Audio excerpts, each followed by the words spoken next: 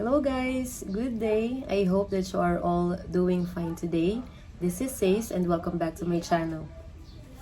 In this video, we are going to discuss another immigration so in this vlog, we are going to discuss an immigration topic wherein most of you guys and most of those that were petitioned via an immigration visa or via a family preference visa are having some troubles about. So, yung mga nagkakaproblema sa pag-apply sa kanilang US visa about their DS-260. Okay, so that is an immigration form that you need to create for you to be able to be documentarily qualified. Okay, so if you're interested in this video, just continue to watch.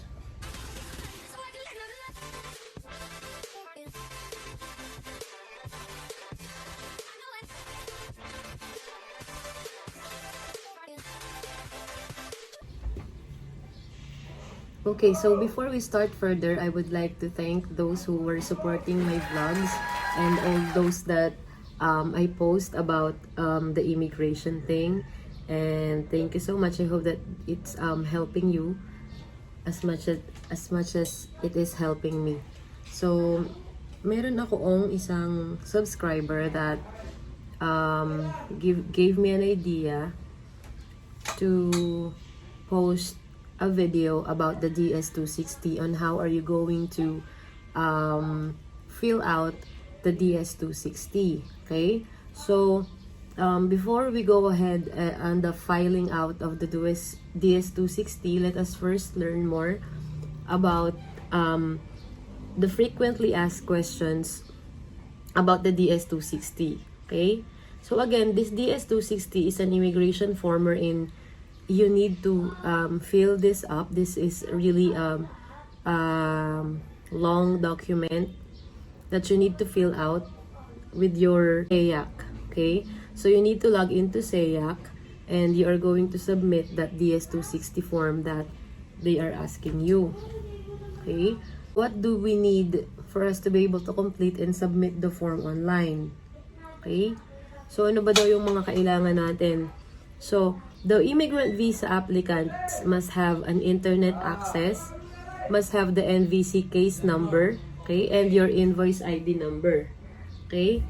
So, you should have all those three for you to be able to fill out your DS-260. Okay? So, where can you find the DS-260? You can access the DS-260 from the Consular Electronic Application Center, or what we call the SEAC website, by going to the immigrantvisas.state.gov and clicking on the Submit Visa Application and Civil Documents, or on the website of the U.S. Embassy or Consulate where you will apply. Okay? So, that is where you're going to find your DS-260. So, in reality, you can go ahead and fill out the form or fill out the DS-260 after you have paid your visa fee. Okay, after you have paid your visa fee and the SEAC website. Okay, so can I answer in my native language? That is another question. So the answer for that is no. You cannot answer on your native language. For example, you're a Filipino, you cannot answer Tagalog. So all answers except as specially provided must be in English, and you should be using English characters only.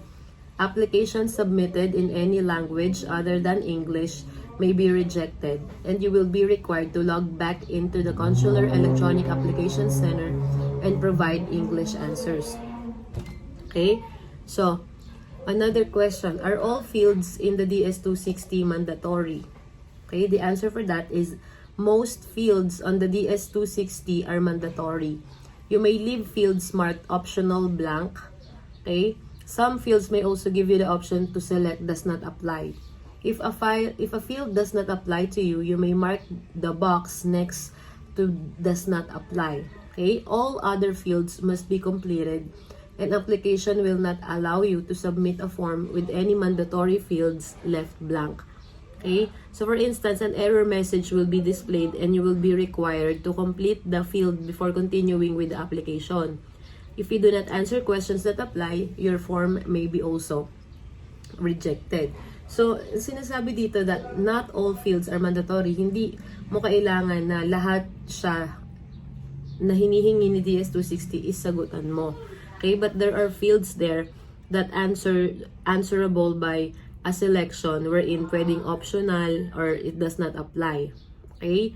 But all the fields should be completed because hindi mo masasubmit yung DS-260 mo at the end if you lack certain fields or certain questions there na iniwan mo na hindi mo sinagutan. So, you're not going to be able to submit it kapag, ayun nga, hindi mo siya sinagutan. Okay, another frequently asked question is, what happens if I need to step away in the middle of the data entry? So, ano daw mangyayari if kailangan mong lumabas doon sa DS-260 form while you are not done yet or hindi ka pa tapos na gawin lahat yung or sagutan lahat yung mga bagay-bagay doon sa loob ng SEAC or mga questions within the DS-260 wherein it's inside the SEAC. Okay? So you may save your partially completed DS-260 at any time by clicking the save button. Okay?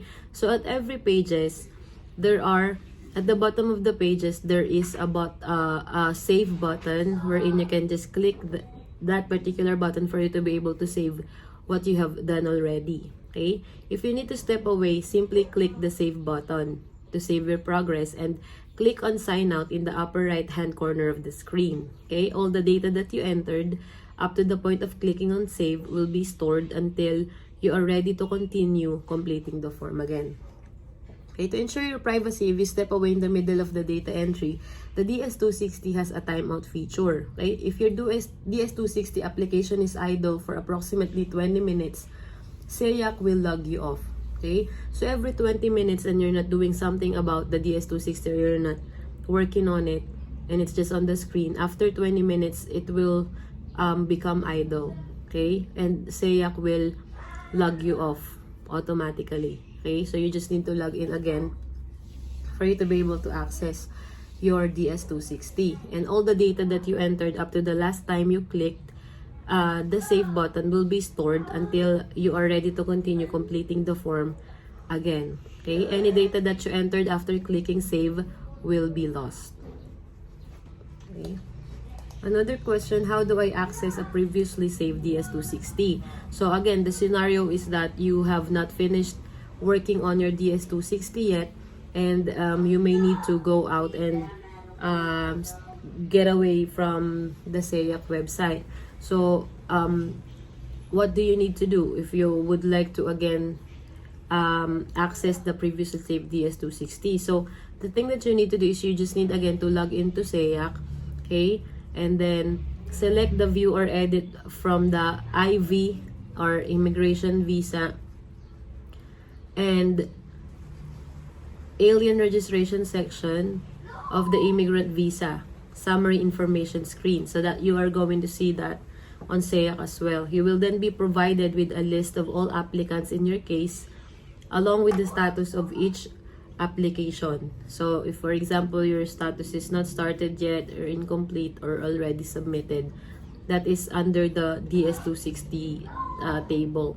To continue updating an incomplete application, you just need to click on the edit button to the right of the application status. So you're gonna see there an edit button.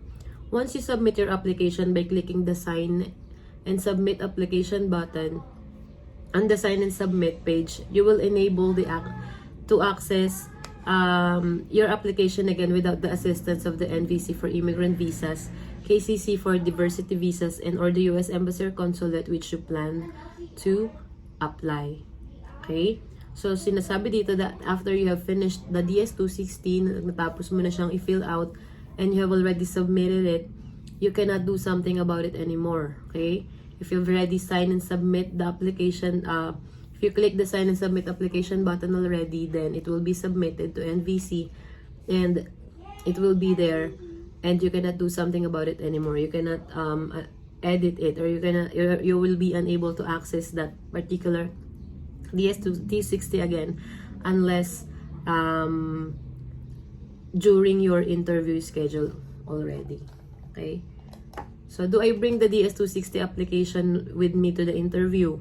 So, the answer is you should not bring the application with you to your interview. The interviewing officer will have access to review your application online. Okay? So, you do not need to bring all the many pages of the DS260. You just need your confirmation page only. Okay? Because the console will have their access to your DS260 and to your account when they are going to have the interview with you already. Okay, so no need to print out all the many pages. Just bring your DS260 confirmation page during your interview. Okay, so that's it all about your DS260. So they are one of the forms again.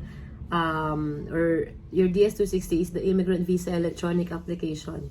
Okay, so I hope that you have learned something from this video, and for the next videos I'm going to lead you to the step-by-step procedure on how are you going to fill out your DS260, guys. Okay, so I hope that you've learned a lot, and I hope that while waiting you are learning something more about our journey to our immigration. So thank you so much, guys. Thank you so much, and God bless you.